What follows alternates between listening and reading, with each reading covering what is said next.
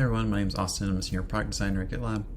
So jumping into this week, here we are, coming up against another Family and Friends Day. So this week I read a book for one of our key results, which inspired me to make a change. It was all about microcopy. So this is a small change that looks into how we communicate the form for personal access tokens. We use things like scopes to describe things that could be more written in a simple language, so I think scopes would be probably better off written as permission levels. So that could be a really cool simple change that we could introduce to help make our UI a little bit more readable and a little less technical. I also want to share that we're working on building towards our competitor evaluation that Sam and I will work through. I'm not going to show it in this video because it is going to be a private issue, but the scenario we're going to be looking through will be tied to audit events. We're going to be looking into, if there was an audit coming up and you need to look for a specific event type in your application, how would you go about finding it, what that experience looks like, and evaluating against some heuristics to understand how GitLab aligns against some of the competitors in the industry. So if you're in GitLab, you can go check out that issue.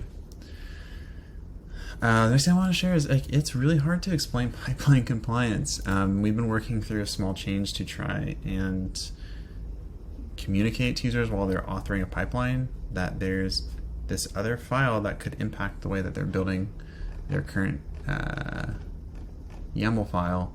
And so we've been talking through some different ways to show that and talk about it. And we're also uncovering some challenges that come with what gets merged, when does it get included, when does it not. And we've along the way found a few hiccups for when people try and implement this, which will tie into the last point, which I'll get to in a minute.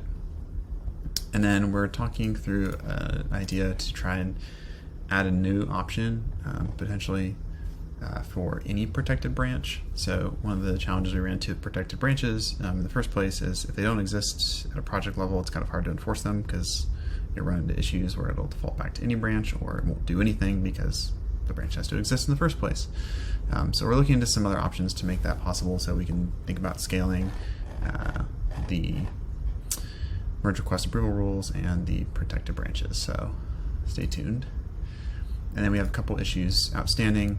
So one for handling when the compliance pipeline, if that file moves, it will break stuff if it's set up. And then if the GitLab CI YAML file is written as an include in the compliance pipeline and it is deleted, or if it is empty, it will also cause problems. So we need to button up some of those holes. That way users are less likely to run into friction. Things should just work. They shouldn't have to think too much about all the edge cases that can happen if they aren't prepared for it.